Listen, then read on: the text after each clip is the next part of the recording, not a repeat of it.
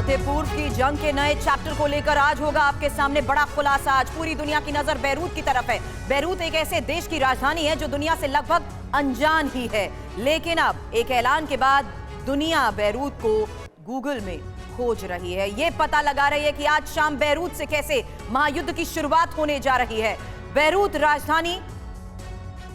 राजधानी लेबनान की राजधानी है और लेबनान इजराइल का पड़ोसी दुश्मन। चरमपंथी गुट हिजबुल्लाह का रहनुमा, हिजबुल्लाह का चीफ नसरल्लाह आज शाम ठीक 6:30 बजे नसरल्लाह एक तकरीर देने जा रहा है और माना यह जा रहा है कि तकरीर में वो हिजबुल्लाह के इजराइल हमास युद्ध में कूदने का ऐलान कर सकता है। इसलिए पूरी दुनिया आज शाम 6:30 बजने का इंतजार कर रही है और नसरुल्लाह की तकरीर से पहले सीरिया, इराक से भी हिजबुल्लाह के सुर में सुर मिले हैं। मध्य पूर्व के देशों के अहम चरमपंथी गुट मिलकर इजराइल पर हमला करने की योजना बना रहे हैं। और आपको बता दें 1967 में इजराइल ने 3 फ्रंट पर युद्ध लड़ा था और अब सवाल पूछा जा रहा है कि क्या इस बार इजराइल 5 फ्रंट पर जंग लड़ेगा। ये कुछ सबसे बड़े सवाल हैं और इन सवालों के तहत आज सीधे रुख करेंगे लेबनान बॉर्डर का, जहां से मेरे सहयोगी मनीष झा हमें ज्वाइन करेंगे। और आपको बता दूं professor doctor Sanjay Bhardwaj as a foreign expert इस वक्त हमें ज्वाइन कर चुके हैं और colonel retired Shailendra Singh as a defence analyst इस वक्त मेरे साथ जुड़ चुके हैं। उनसे आज हो रहे इस हालात को देखते हुए बड़े ऐलान पर होगी बात। तो इजराइल से शुरू हुआ मध्य पूर्व का संकट बहुत बड़ा बनता जा रहा है। मध्य पूर्व का तनाव न सिर्फ पूरे इलाके को बल्कि पूरी दुनिया को भस्म करने पर आमादा है। इस संकट में एक तरफ इजराइल और पश्चिम देश हैं, दूसरी तरफ अरब के वो चुनिंदा देश जो इजराइल के पारंपरिक दुश्मन हैं। और इजराइल से बदला लेने के लिए इन देशों की अगुवाई करता नजर आ रहा है ईरान। ये सबसे बड़ी खबर है, जहां ईरान इजराइल से सीधी टक्कर तो नहीं ले रहा, लेकिन ऐसा नजर आ रहा है कि ईरान 4 देशों के वायलेंट नॉन स्टेट एक्टर्स को कठपुतली की तरह इस्तेमाल कर रहा है। सबसे ऊपर ईरान और ईरान के हाथों की इस कठपुतली को समझिए, क्योंकि हिजबुल्लाह, हुथी और इराक की रेजिस्टेंस फोर्स, ये साफ साफ लग रहा है कि ईरान चरमपंथी गुटों के सहारे इजराइल को कमजोर करने की रणनीति पर आगे बढ़ रहा है। ईरान एक तरफ हमास को फंडिंग कर रहा है, दूसरी तरफ लेबनान से हिजबुल्लाह को इजराइल पर हमले के लिए उकसा रहा है, तीसरी तरफ हुथी विद्रोही जो यमन से मिसाइलों के जरिए इजराइल से बदला लेने की बात कर रहे हैं। इसमें इराक और सीरिया में मौजूद रेजिस्टेंस फोर्स भी शामिल है जो इजराइल के खिलाफ युद्ध का बिगुल बजा चुकी है। अब इजराइल हमास युद्ध के बीच इराक का सीक्रेट डॉक्यूमेंट लीक हो गया है। जी हां, आपने सही सुना, इराक का सीक्रेट डॉक्यूमेंट। इराक के सीक्रेट डॉक्यूमेंट ने अब दुनिया के तमाम देशों की कैसे चिंता बढ़ा दी है, इस बारे में डिटेल आपके सामने होगी, क्योंकि जंग के बीच इराक का ये सीक्रेट डॉक्यूमेंट जो सामने आया है, सीक्रेट डॉक्यूमेंट ने इराक के कई राज खोल दिए हैं। इजराइल से बड़े युद्ध की तैयारी में जिस तरीके से इराक है उसको लेकर आज चर्चा करेंगे, क्योंकि सेना के सभी अंगों को तैयार रहने के आदेश दिए गए हैं। युद्ध स्तर पर तैयारियों में जुटी इराकी सेना की डिटेल्स आपके सामने होगी, क्योंकि ये वो सीक्रेट डॉक्यूमेंट है। इस बात की ये सीक्रेट डॉक्यूमेंट गवाही देता है कि इराक की तरफ से इजराइल के लिए गोलबंदी हो रही है और इराक भी इजराइल को घेरने की कोशिश में जुटा हुआ है। मध्य पूर्व में इजराइल पर जो दबाव डालने की रणनीति अपनाई जा रही है, उस रणनीति का हिस्सा इराक भी अब कैसे बनता जा रहा है। बड़ी खबर आपके सामने, क्योंकि इराक के जनरल कमांड की तरफ से सशस्त्र बलों के लिए एक गोपनीय निर्देश जारी किए गए हैं जो लीक हो गए हैं। इराक के सीक्रेट डॉक्यूमेंट में आखिर है क्या, डिटेल आपके सामने, क्योंकि यहां समझिए किस तरीके से आर्मी यूनिट्स को तैयार रहने के निर्देश दिए गए, कमांडर्स को तैयारियों का जायजा लेने को कहा गया, खुफिया तंत्र को और मजबूत करने का आदेश दिया गया, हथियारों को रणनीतिक लोकेशंस पर पहुंचाने की बात कही गई, एयरबेस पर फाइटर जेट्स की तैनाती को लेकर भी इन डॉक्यूमेंट्स के जरिए बड़े खुलासे हुए हैं। इतना ही नहीं, बख्तरबंद गाड़ियों की तैनाती, हथियार डिपो की सुरक्षा को दी जा रही प्राथमिकता, वैकल्पिक संचार व्यवस्था मजबूत करने पर दिया जा रहा जोर और इराकी सेना के वैकल्पिक मुख्यालय की स्थापना के साथ साथ खुफिया जानकारी की समीक्षा को लेकर जो बड़ी खबरें इस सीक्रेट डॉक्यूमेंट के जरिए सामने आई हैं, वो कई बड़े सवाल खड़े करती है, क्योंकि इराक का इजराइल के खिलाफ जंग में कूदने से ही भीषण और लंबे युद्ध की शुरुआत की संभावना बनती जा रही है। ऐसा हम क्यों कह रहे हैं, इंफॉर्मेशन वॉल का रुख करते हुए आपको यह भी समझा देते हैं, क्योंकि इस बैकग्राउंड को समझना जरूरी है। इराक और इजराइल की पुरानी दुश्मनी है, यहां तक कि इराक को जंग लड़ने का लंबा अनुभव भी है। इंपॉर्टेंट यह भी हो जाता है कि इराक को ईरान सपोर्ट करता है, सैन्य मदद भी देता है। ईरानी हथियारों का इजराइल पर अब किस तरीके से इस्तेमाल हो सकता है, इस पर नजर रहेगी, क्योंकि अभी फिलहाल लेबनान सीरिया के साथ ज्वाइंट ऑपरेशंस को लेकर भी बड़े दावे किए जा रहे हैं। इसलिए डॉक्टर संजय भारद्वाज सर, मेरा सबसे पहला सवाल इस लिहाज से समझना जरूरी है कि मध्य पूर्व की स्थिति को देखते हुए आपको क्या लग रहा है, इराक के ये सीक्रेट डॉक्यूमेंट्स किस तरीके के हालात का संकेत दे रहे हैं? देखिए, इसको मैं दो भागों में डिवाइड करता हूँ। एक सद्दाम पीरियड था, सीधा सीधा कन्फ्रंटेशन वेस्ट के साथ में था और वेस्ट ने जिस तरीके से सद्दाम हुसैन को नेस्तनाबूद कर दिया, ख़त्म कर दिया। लेकिन पोस्ट सद्दाम जो रिजीम रहा है, वहाँ पे अमेरिका का एक अंडरस्टैंडिंग रहा है, एक अमेरिका वहाँ के मिलिट्री को और वहाँ के सिस्टम को एडवाइस करते रहे हैं। लेकिन दूसरा जो सोशोलॉजिकल कंपोजिशन आप देखते हैं, इंटरनल कंपोजिशन देखते हैं, तो इराक में लगभग 75% पॉपुलेशन अरबियन पॉपुलेशन है और 25% पॉपुलेशन है कुर्दिश। तो और उसमें जो 75% है, उसमें लगभग 70% है वो सिया है और 30% के लगभग सुन्नी है। तो जो सिया कम्युनिटी है वो उसका निश्चित रूप से ईरान के साथ हमेशा एक स्ट्रॉन्ग लिंकेजेस रहा है और जो एक एंग्विस हमेशा इराक की जनता को वेस्ट के प्रति रहा है। तो निश्चित रूप से मुझे कोई आश्चर्यजनक नहीं लग रहा कि कोई इंटरनल सीक्रेट एक प्लान बन रहा हो ईरान की मदद से इराक में, और वो एक ओपन वॉर इजराइल के खिलाफ लेके आ रहा हो। तो एक बहुत बड़ा एक जो सिया सपोर्ट है, जिसमें हिजबुल्ला सिया हैं, हूती सिया हैं, और जो मैं इराक की बात कर रहा हूँ उसमें एक बड़ा तबका जो कहते हैं कि मिलिट्री, उसको कहते हैं रेसिस्टेंट, इस्लामिक रेसिस्टेंट ग्रुप जो है वहाँ पे, वो सिया है और ईरान सिया है। और सपोर्ट किसको कर रहा है? सुन्नी, जो कि गाजा में फ़लस्तीन की लड़ाई लड़ रहे हैं। तो आप ये देखिए कि ईरान किसको टारगेट कर रहा है। ईरान पूरे अरबियन वर्ल्ड को टारगेट कर रहा है, अरेबियन वर्ल्ड को टारगेट करते हुए कैसे कैसे सबका इस्तेमाल कर रहा है। ये वायलेंट नॉन स्टेट एक्टर्स जिस तरीके से हमले को लेकर तैयारी कर रहे हैं, उसी को लेकर एक और बड़ी खबर भी हमारे पास है, क्योंकि इन हमलों के बारे में जाहिर सी बात है इजराइल वाकिफ है। और अब हुती से निपटने के लिए इजराइल ने कैसी तैयारी की है, एक बड़ी खबर आई। इजरायली एयरफोर्स अलर्ट मोड पर है, 3 स्क्वाड्रन दक्षिण इजराइल रवाना भी हो चुके हैं। तुर्की की मीडिया के हवाले से यह खबर इस वक्त सामने आ रही है। हालांकि जो हालात बने हुए हैं, दावे बड़े किए जा रहे हैं, इसलिए अब सबसे बड़ी खबर सामने आई कि इजरायली फोर्स अलर्ट मोड पर है और 3 स्क्वाड्रन दक्षिण इजराइल रवाना हो चुके हैं। लेकिन अब जिस लिहाज से हम ये चर्चा कर रहे हैं उसमें समझना ये जरूरी है कि इराक अगर इजराइल के खिलाफ जंग में कूदा तो हो क्या सकता है। इंफॉर्मेशन अब आपके सामने, आगे भी चर्चा करूंगी, क्योंकि हमास से जंग शुरू होने के बाद लेबनान और यमन ने भी इजराइल के खिलाफ मोर्चा खोल दिया है। अब इराक ने भी अपनी सेना को तैयार रहने का निर्देश दे दिया है और इराक के ये चरमपंथी संगठन इजराइल पर छिटपुट हमले कर रहे हैं। लेकिन अगर इराक इस जंग में कूदता है तो जंग भीषण हो सकती है। इस बीच लेबनान का भी मैं रुख करना चाहूंगी, क्योंकि जंग के इस हालात के बीच आज सबसे महत्वपूर्ण दिन है और लेबनान बॉर्डर से इस वक्त मेरे सहयोगी मनीष झा इस वक्त हमें ज्वाइन कर चुके हैं। मनीष, किस तरीके के हालात वहां पर, क्योंकि जो तैयारियां आज हिजबुल्लाह के इस ऐलान को देखते हुए की जा रही हैं, ये बहुत बड़ा संकेत है। और क्या ये माना जाए कि एक और फ्रंट पर जंग के ऐलान का ये काउंटडाउन है?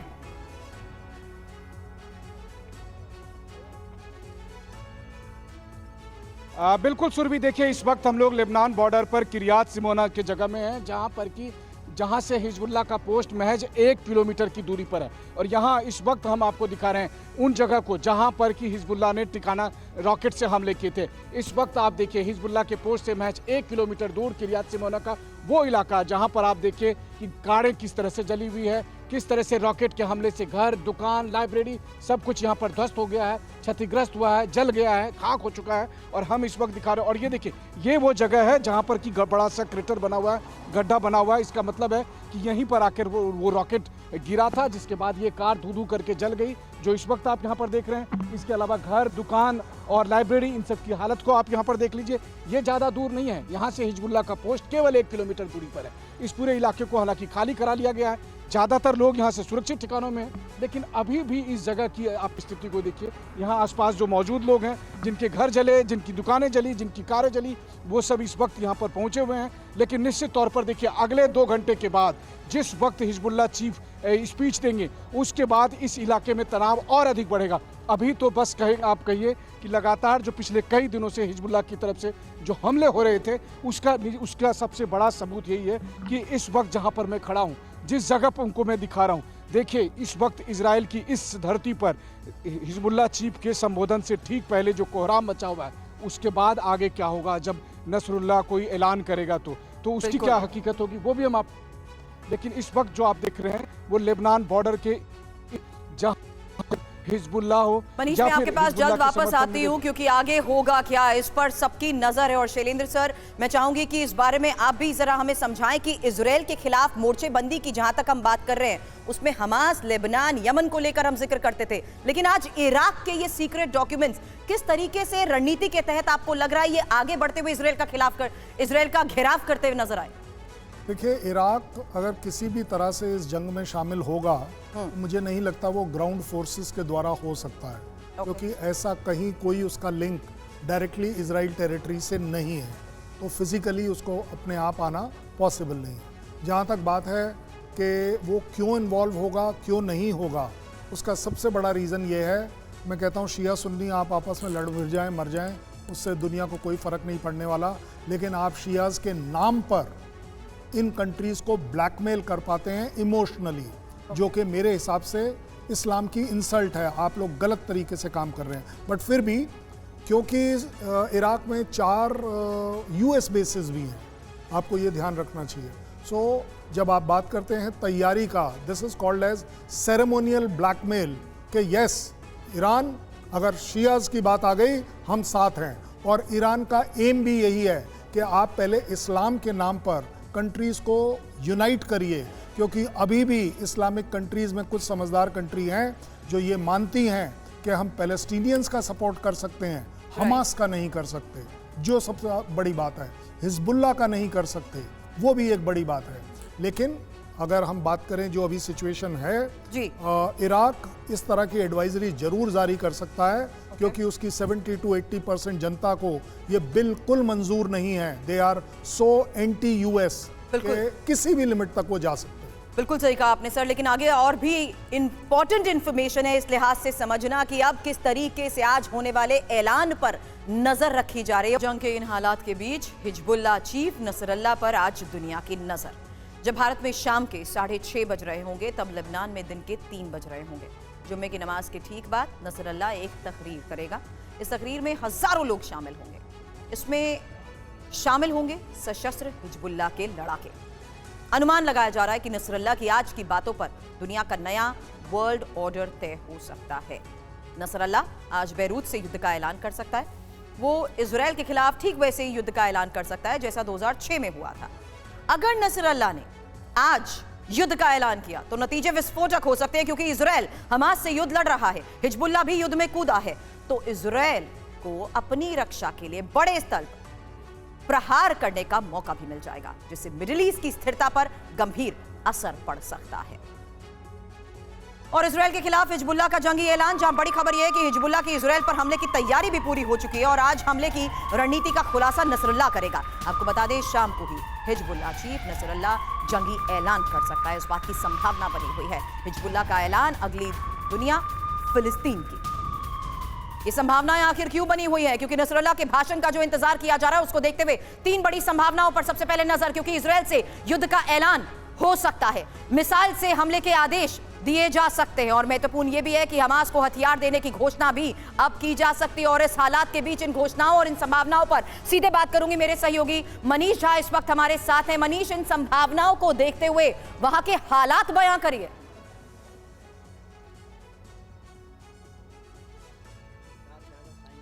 देखिए, इस वक्त TV9 की टीम लेबनान बॉर्डर पर है। हिजबुल्लाह के पोस्ट यहाँ से बहस जाकर के हैं तो हर पहाड़ी में बने हुए हैं, महज 500 मीटर से लेकर 1 किलोमीटर 1.5 किलोमीटर के डिस्टेंस पर।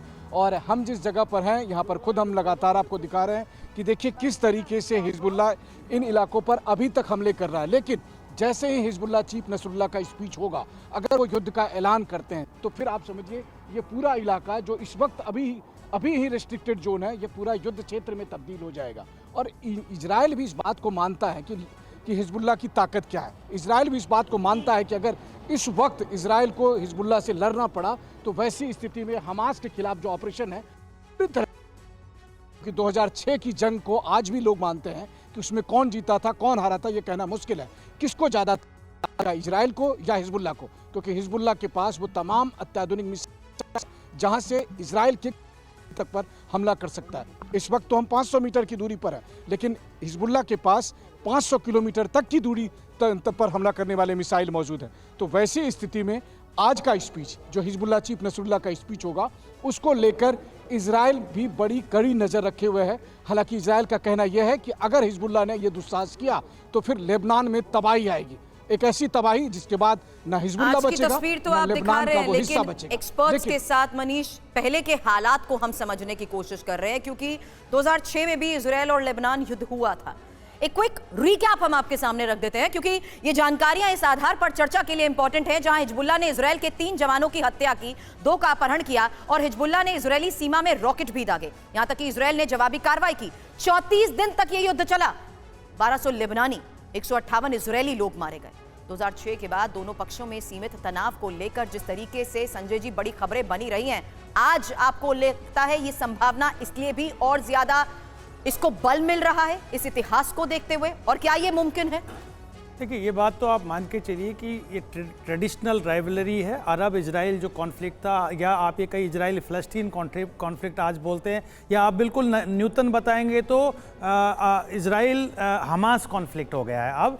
लेकिन एक विडंबना क्या है कि डिफरेंट नैरेटिव्स क्रिएट किए जा रहे हैं, उसका जो ये वायलेंट नॉन स्टेट एक्टर जिसका आप जिक्र कर रही है वो फ़ायदा उठा रहे हैं। पहला नैरेटिव है कि ये जो आतंकवाद की एक लड़ाई है, कि आतंकवाद के खिलाफ लड़ाई है, जो वेस्ट अपना कह रहा है कि आतंक हमला था हमास का। दूसरा नैरेटिव क्रिएट किया जा रहा है कि ये मानवतावाद पर अटैक है जो इजराइल कर रहा है, ये वेस्टर्न अरबियन वर्ल्ड एक नैरेटिव क्रिएट कर रहा है।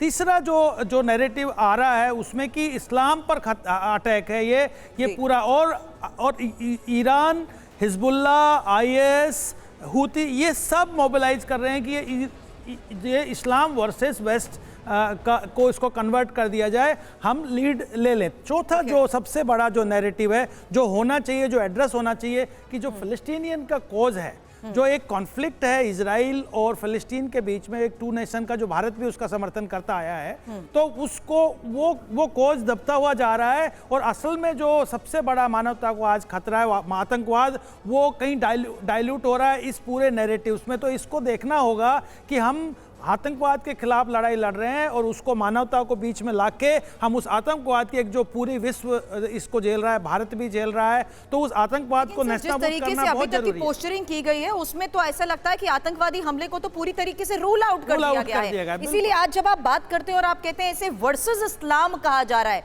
इस लिहाज से ये हालात समझने भी बहुत जरूरी हो जाते हैं। क्योंकि एक और सबसे बड़ी खबर आई है ईरान को लेकर, और ये जानकारी इसलिए भी इंपॉर्टेंट है युद्ध के इस हालात के बीच में, जहां इजराइल यूएस से सीधे टकराव नहीं चाहता है ईरान।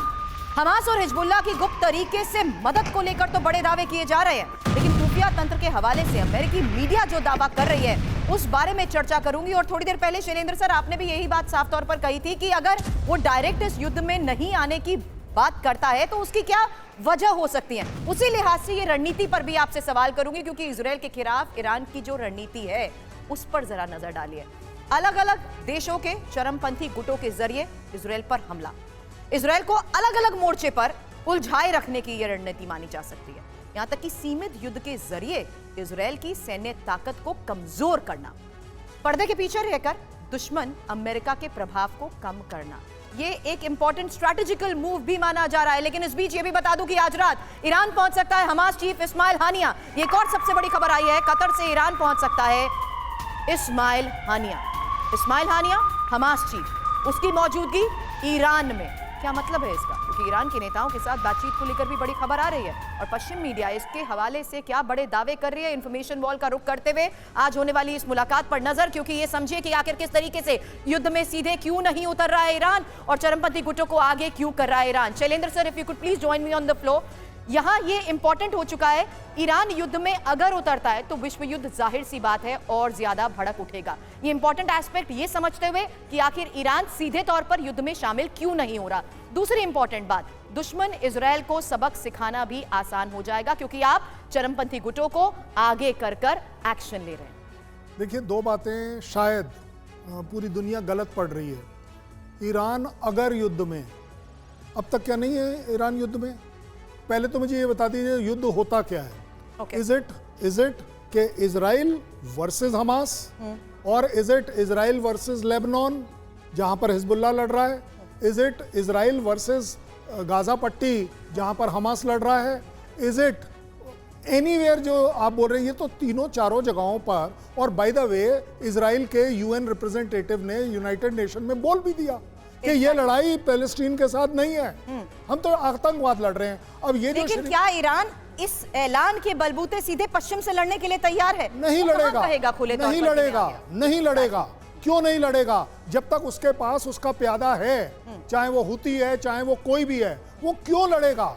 वो आज बताइए, आपने मिलिशिया भेजी है लेबनान में, रेगुलर फोर्स क्यों नहीं भेजी? मतलब ये जस्टिफाई होता है कि वो बहुत सरल तरीके से अपने हितों को साबित करने में कामयाब होते नजर आ रहा है, और बड़े पैमाने पर युद्ध लड़ने की उसे जरूरत ही नहीं लग रही अभी।